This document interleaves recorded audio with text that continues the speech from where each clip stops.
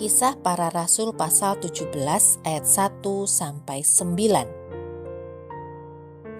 Keributan di Tesalonika. Paulus dan Silas mengambil jalan melalui Amfipolis dan Apolonia dan tiba di Tesalonika. Di situ ada sebuah rumah ibadat orang Yahudi. Seperti biasa, Paulus masuk ke rumah ibadat itu. 3 hari Sabat berturut-turut ia membicarakan dengan mereka bagian-bagian dari kitab suci.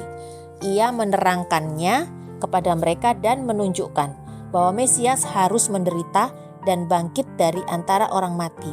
Lalu ia berkata, "Inilah Mesias, yaitu Yesus yang kuberitakan kepadamu."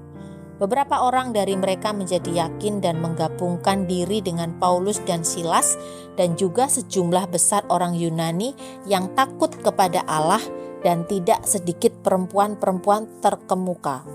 Tetapi orang-orang Yahudi menjadi iri hati dan dengan dibantu oleh beberapa penjahat dari antara petualang-petualang di pasar, mereka mengadakan keributan dan mengacau kota itu. Mereka menyerbu rumah Yason dengan maksud untuk menghadapkan Paulus dan Silas kepada sidang rakyat. Tetapi ketika mereka tidak menemukan keduanya, mereka menyeret Yason dan beberapa saudara ke hadapan pembesar-pembesar kota, sambil berteriak katanya, "Orang-orang yang mengacaukan seluruh dunia telah datang juga kemari." Dan Yason menerima mereka menumpang di rumahnya. Mereka semua bertindak melawan ketetapan-ketetapan Kaisar dengan mengatakan bahwa ada seorang raja lain, yaitu Yesus. Ketika orang banyak dan pembesar-pembesar kota mendengar semuanya itu, mereka menjadi gelisah. Tetapi setelah mereka mendapat jaminan dari Yason dan dari saudara-saudara lain, mereka pun dilepaskan.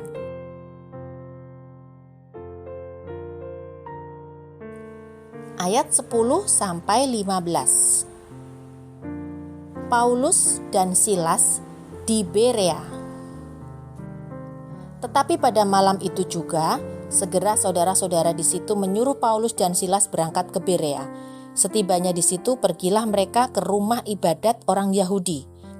Orang-orang Yahudi di kota itu lebih baik hatinya daripada orang-orang Yahudi di Tesalonika, karena mereka menerima firman itu dengan segala kerelaan hati, dan setiap hari mereka menyelidiki kitab suci untuk mengetahui apakah semuanya itu benar demikian. Banyak di antara mereka yang menjadi percaya. Juga tidak sedikit di antara perempuan-perempuan terkemuka dan laki-laki Yunani. Tetapi ketika orang-orang Yahudi dari Tesalonika tahu bahwa juga di Berea telah diberitakan firman Allah oleh Paulus, datang jugalah mereka ke sana menghasut dan menggelisahkan hati orang banyak. Tetapi saudara-saudara menyuruh Paulus segera berangkat menuju ke pantai laut. Tetapi Silas dan Timotius masih tinggal di Berea. Orang-orang yang mengiringi Paulus menemaninya sampai di Athena. Lalu kembali dengan pesan kepada Silas dan Timotius supaya mereka selekas mungkin datang kepadanya.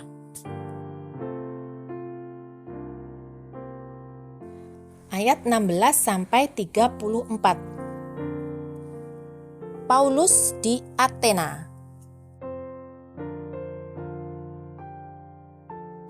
Sementara Paulus menantikan mereka di Athena, sangat sedih hatinya karena ia melihat bahwa kota itu penuh dengan patung-patung berhala.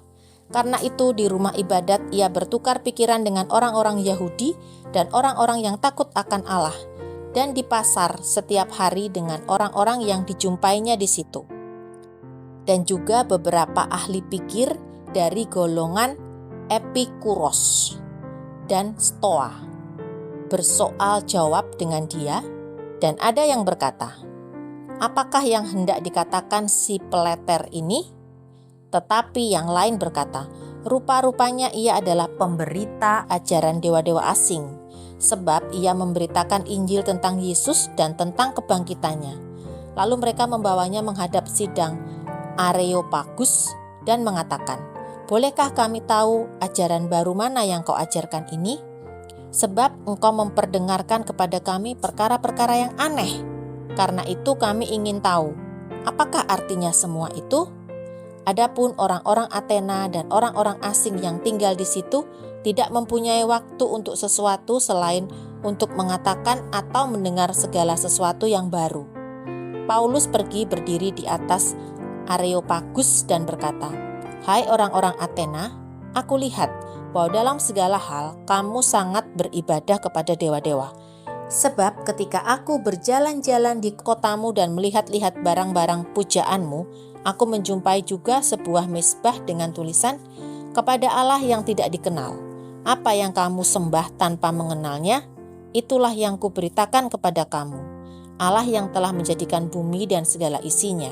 Ia yang adalah Tuhan atas langit dan bumi, tidak diam dalam kuil-kuil buatan tangan manusia, dan juga tidak dilayani oleh tangan manusia, seolah-olah ia kekurangan apa-apa, karena dialah yang memberikan hidup dan nafas dan segala sesuatu kepada semua orang.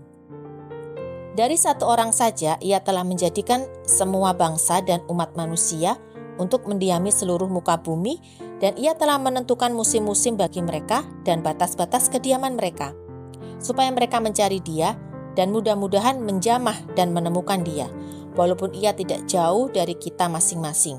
Sebab di dalam Dia kita hidup, kita bergerak, kita ada, seperti yang telah juga dikatakan oleh pujangga-pujanggamu. Sebab kita ini dari keturunan Allah juga.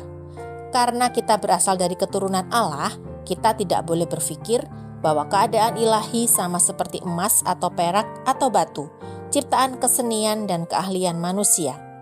Dengan tidak memandang lagi zaman kebodohan, maka sekarang Allah memberitakan kepada manusia bahwa di mana-mana semua mereka harus bertobat.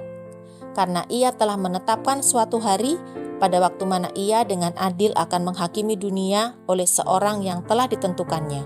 Sesudah Ia memberikan kepada semua orang suatu bukti tentang hal itu dengan membangkitkan Dia dari antara orang mati.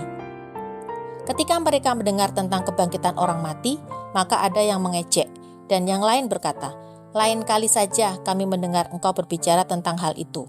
Lalu Paulus pergi meninggalkan mereka. Tetapi beberapa orang laki-laki menggabungkan diri dengan dia dan menjadi percaya. Di antaranya juga Dionysius, anggota majelis Areopagus, dan seorang perempuan bernama Damaris, dan juga orang-orang lain bersama-sama dengan mereka.